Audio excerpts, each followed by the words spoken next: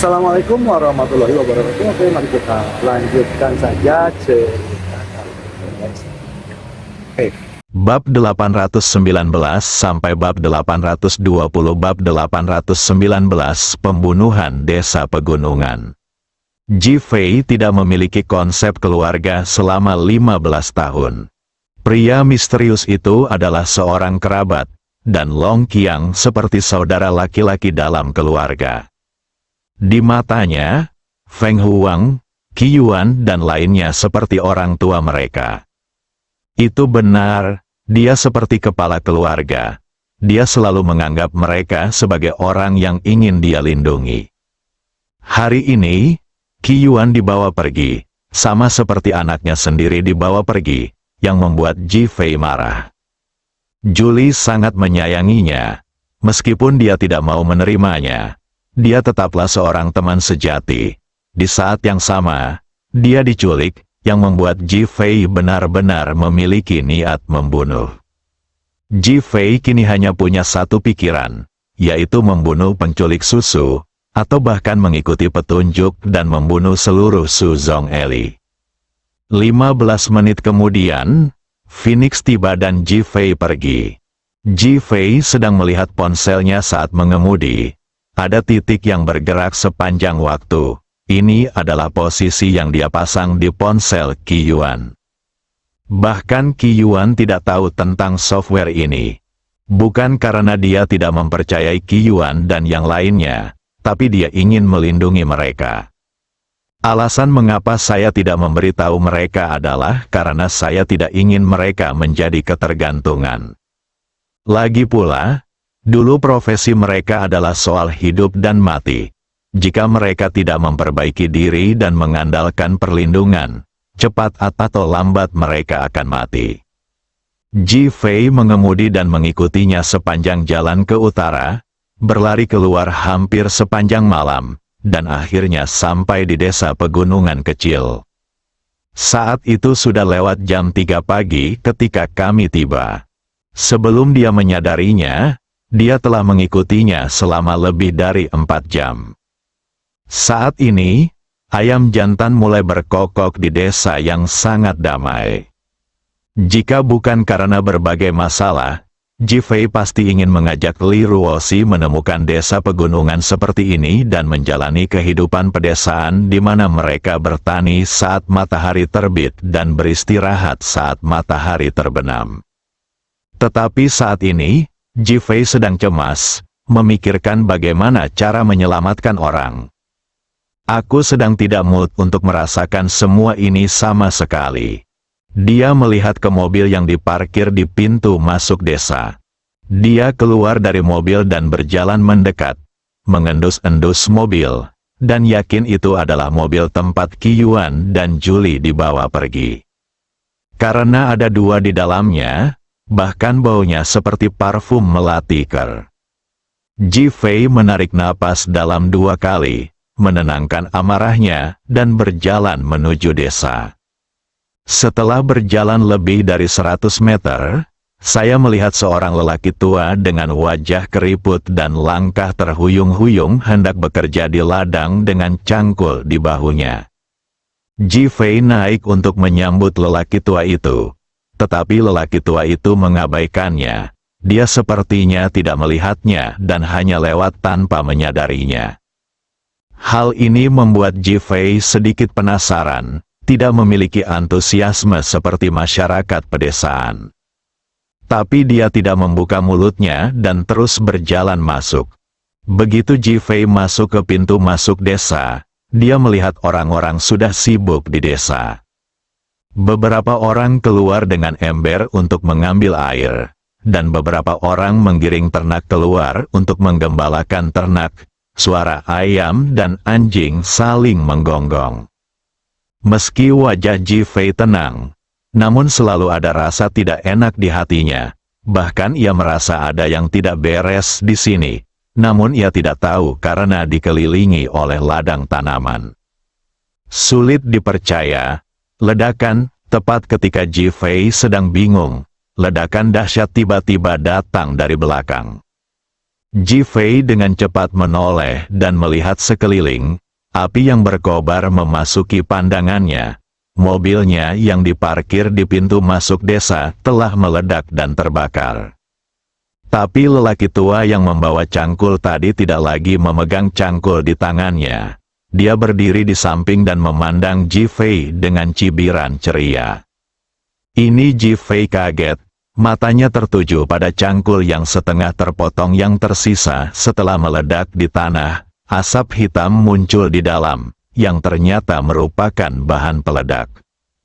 Panggilan, kemarahan Ji Fei membubung ke tanah seolah-olah ada satu tong bensin yang dituangkan ke atasnya. Sialan. Dia merasa seperti sedang ditipu. Aku hanya ingin berbalik dan kembali. View, ada suara angin kencang di belakangnya. Dan dia segera berbalik untuk melihat ember berisi pria yang membawa air melesat ke arahnya. Cepat, dingin sekali, momentumnya kuat, sepertinya tidak dilempar oleh orang biasa sama sekali. Ji Fei dengan cepat menghindar. Bang, ember itu menyentuh tanah, mengeluarkan suara pecah, dan seketika menjadi pecahan yang tak terhitung jumlahnya. Ji Fei marah dan ingin bergegas menuju orang yang melempar ember itu. Tiba-tiba sapi itu mengeluarkan tangisan teredam dan berlari ke arah Ji Fei dengan gila-gilaan. Ekor sapi itu patah menjadi dua, dan pria yang memegang sapi itu tadi memegang belati tajam di tangannya, dengan senyuman lucu di wajahnya. Wajah Ji Fei dipenuhi amarah. Tempat ini ternyata adalah sarang serigala. Kalau begitu biarkan semua orang ini mati. Tubuh Ji Fei tiba-tiba mulai berakselerasi dan dia berlari menuju sapi yang sedang menyerang. Mata sapi itu menjadi merah karena kesakitan. Saat melihat Ji Fei bergegas, ia mulai menjadi gila dan lebih cepat. Ji Fei hendak mendekati sapi itu dan hendak melompat ketika tiba-tiba terdengar suara anak panah yang menembus udara. Panah-panah yang tak terhitung jumlahnya seperti belalang yang terbang di udara, bergegas menuju makanan seperti orang gila, menembak ke arah Ji Fei. Tubuh Ji Fei dengan cepat mulai mundur, menghindari panah-panah. Niu terkena panah-panah lagi dan menderita lebih banyak rasa sakit. Dia menyerang lebih cepat dan bergegas menuju Ji Fei dalam keadaan panik. Saat Ji Fei hendak berbelok ke kiri untuk menghindar, dia mendengar suara pelatuk ditarik di belakangnya. Baru saja, lelaki tua itu sedang memegang pistol di tangannya, dan moncong pistolnya masih mengepul.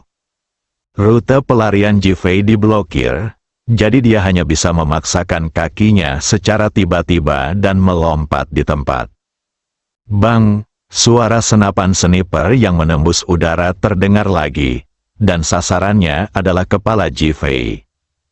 Pihak lain sepertinya telah memperhitungkan setiap gerakan Ji Fei dan menunggu tembakan ini. Pada saat ini, tubuh Ji Fei berada di udara, dan sudah terlambat untuk menghindarinya. Jika itu orang lain, saya khawatir keadaannya akan menjadi sangat buruk sekarang. Tapi Ji Fei, meski dalam bahaya saat ini, ekspresinya sangat tenang, bahkan tenang seolah tidak terjadi apa-apa. Suara mendesing, Ji Fei, yang tidak melawan, tiba-tiba mengangkat tangan kanannya dan sebuah jarum emas terbang keluar. Terdengar suara dentang di belakangnya. Peluru itu meleset dari sasaran dan mengenai kepala banteng yang berlari liar itu tanah dengan celepuk. Memutar 2 kali dan mati. Tubuh Ji Fei berguling di udara dan melaju ke tanah. Namun sebelum dia mendarat, lebih dari selusin orang melompat keluar halaman, masing-masing memegang pisau tajam di tangan dan menatap Ji Fei dengan mata tajam. Mata Ji Fei tertuju pada wajah mereka, dan kemarahan melonjak di matanya.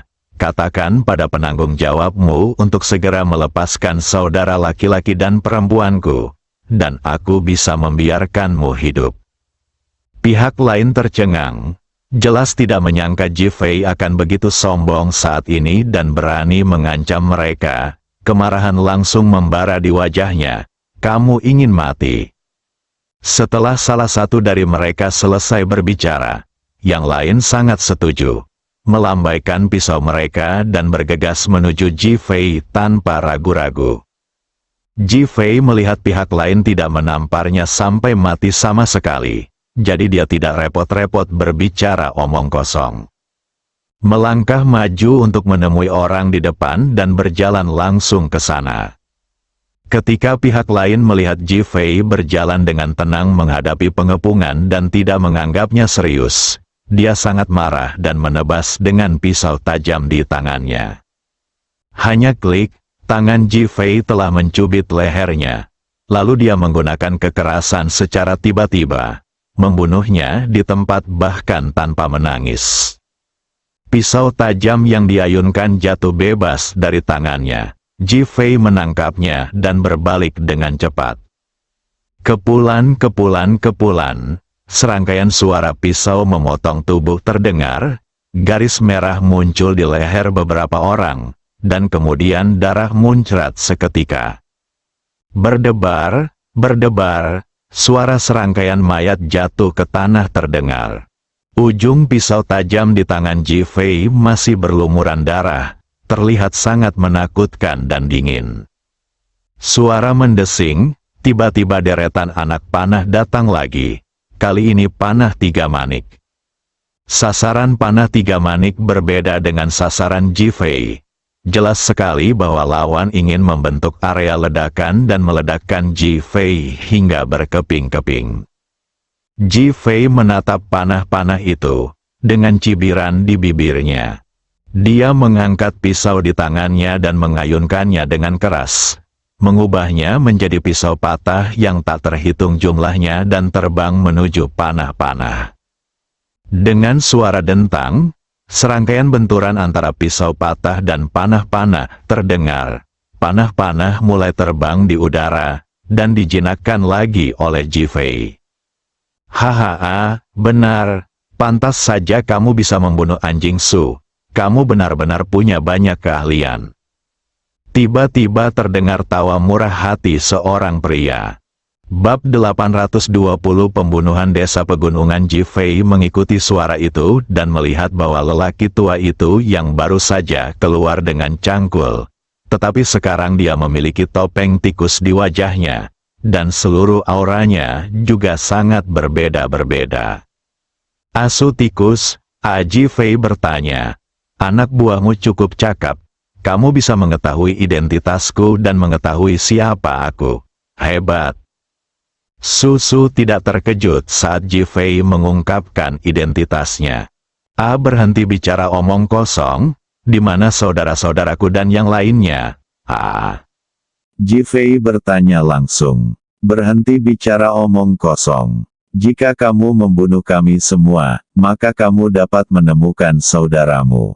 Jika kamu tidak dapat membunuh kami, maka maafkan aku, kamu dan saudaramu bisa pergi ke dunia bawah untuk berpesta. Haha, Susu tertawa terbahak-bahak. Sepertinya kamu benar-benar ingin membunuh mereka semua. Sebaliknya, Ji Fei bertindak sangat santai. Kamu ingin membunuh kami semua. Tapi aku tidak tahu apakah kamu memiliki kemampuan. Oh, hehe. Setelah Susu selesai berbicara, dia melontarkan serangkaian cibiran. Angkat tanganmu. Bang, patah, patah. Setelah 3 tepukan berirama, ratusan orang bergegas keluar desa, masing-masing memegang pisau dan panah, mengarah ke Ji Fei. Mata Ji Fei menyapu orang-orang ini. Meskipun mereka semua berpakaian seperti orang pedesaan, aura mereka masing-masing tidak lemah. Yang disebut murid aliansi seni bela diri tidak ada bandingannya dengan orang-orang ini dan tidak dapat dibandingkan sama sekali. Dia bahkan bisa terbunuh seketika oleh ini. Memikirkan kesombongan Cao Dezang, Ji Fei tidak hanya tertawa. Katak di dalam sumur, namun, baginya saat ini ya, Ji Fei, Jika kamu berlutut dan memohon belas kasihan sekarang, kami bisa memberimu kehidupan yang bahagia. Jika tidak, kamu pasti akan mati hari ini. Melihat diamnya Ji Fei, Su Su sudah berbicara. Penuh kesombongan dan kemenangan, Ji Fei menarik kembali pikirannya dan hendak berbicara. Berlututlah dan mohon ampun. Semua orang di tempat kejadian berteriak serempak dengan momentum yang besar. Kemarahan Ji Fei yang awalnya meningkat tiba-tiba menjadi tenang dan dia memandang semua orang yang hadir. Aku akan memberimu kata-kata yang sama seperti kata-katamu. Orang-orang di Gang Suzong tercengang. Menurut mereka, Ji Fei seharusnya berlutut dan memohon belas kasihan ketika dia melihat mereka semua. Bunuh dia, seseorang berteriak, dan semua orang melambaikan pisaunya dan bergegas menuju Ji Fei. Rasa dingin di wajah Ji Fei hilang, dan niat membunuh mulai melonjak. Kalau begitu aku akan mengirimmu untuk mati. Setelah Ji Fei selesai berbicara, tubuhnya mulai bergerak. Ji Fei, kamu cukup mampu. Tetapi jika kamu ingin berjuang untuk keluar dari sini seperti ini, kamu hanya bermimpi. Mata Su Su menunjukkan ejekan dan wajahnya penuh penghinaan. Klik, begitu Su Su selesai berbicara, Ji Fei bergegas mendekat dan memotong orang di depannya menjadi dua bagian dengan pisau. Karena Ji Fei bergerak terlalu cepat, lawannya bahkan tidak bereaksi terhadap kematian, dan pisau di tangannya masih melambai. Butuh waktu lama sebelum dia menjerit kesakitan. Tangisan itu menyedihkan dan mengejutkan. Penyerang lainnya tertegun sejenak. Tetapi kemarahan mereka langsung muncul dan mulai melonjak sepenuhnya. Bunuh dia, Su Su ditampar wajahnya dan meraung lebih marah. Lebih dari 100 orang menyerang Ji Fei seperti air pasang. Ji Fei memegang pisau tajam dan bergegas ke kerumunan seperti harimau. Ding dong, terdengar dentang pisau. Klik. Suara tubuh patah. Aduh. Suara jeritan kesakitan. Raungan tragis sebelum mati. Seluruh adegan tampaknya telah berubah menjadi rumah jagal, dan orang-orang itu seperti daun bawang, jatuh ke tanah saat tubuh Ji Fei bergerak, dan terus mengeluarkan rengekan terakhir mereka. Dalam waktu kurang dari 2 menit, adegan itu menjadi sunyi. Ji Fei memegang pisaunya dan berdiri di sana dengan tangan ke bawah. Tidak ada setetes darah pun di tubuhnya, bahkan rambut dan pakaiannya pun tidak berantakan. Hanya setetes darah yang terkumpul di ujung pisau tajam di tangannya, dan perlahan membesar. Akhirnya, itu berubah menjadi setetes dan perlahan jatuh ke tanah. Seperti perpisahan terakhir atas kematian semua orang. Bunuh mereka semua, itu diselesaikan dengan mudah. Semuanya berjalan dengan mudah, semua ini diselesaikan dengan mudah. Solusi untuk semua ini mengejutkan Su Su. Dia tahu bahwa Ji Fei sangat kuat, jadi dia sengaja menyergap lebih banyak orang, dan juga dengan sengaja mengatur penembak jitu, dan penembak jitu di sekitar semua orang. Koordinasi antara dekat dan jauh seharusnya menjadi pengaturan yang sempurna, tetapi bahkan dengan koordinasi semacam ini, Ji Fei dapat dengan mudah memecahkannya dan membunuh mereka semua dengan mudah.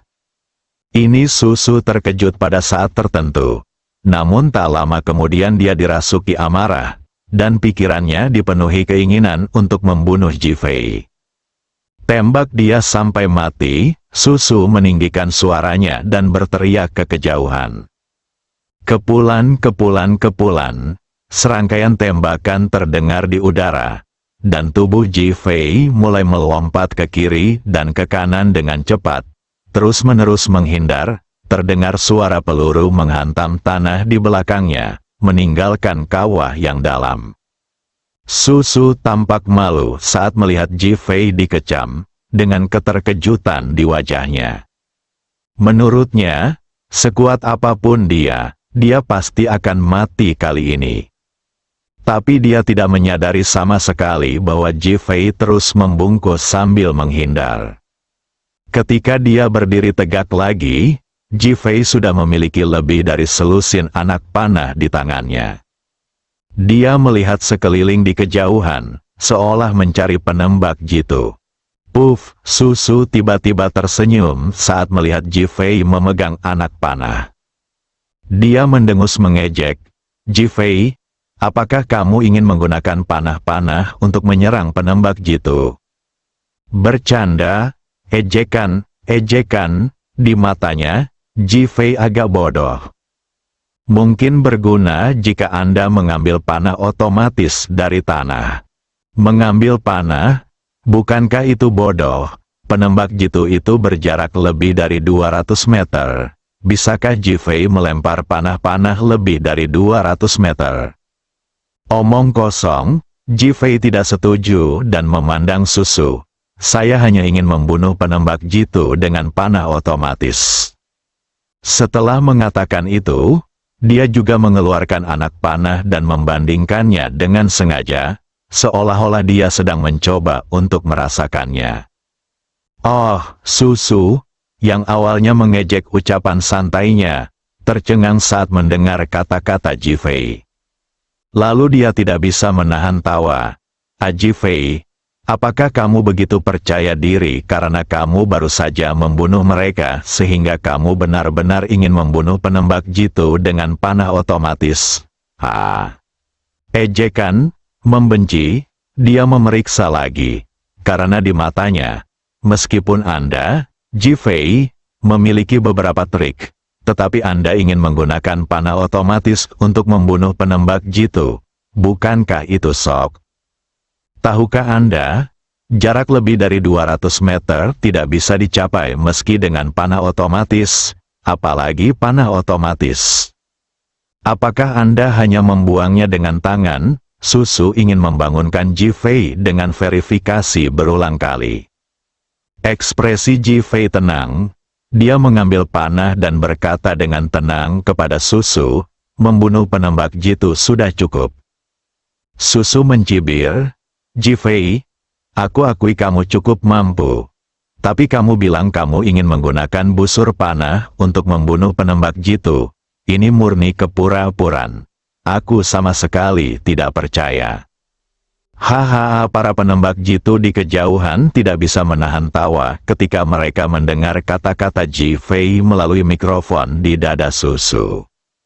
Pada akhirnya, Susu menjadi lebih menghina dan sombong. Berteriak dari kejauhan, "Kalian semua berdiri dan mari kita lihat bagaimana Ji Fei menggunakan panah-panah untuk membunuhmu dari jarak yang begitu jauh." Dia sudah akan mempermalukan Ji Fei dengan sangat baik, sehingga dia benar-benar kehilangan kepercayaan diri dan martabatnya. Selusin orang berdiri dari rumah, pepohonan, dan bahkan bukit di kejauhan.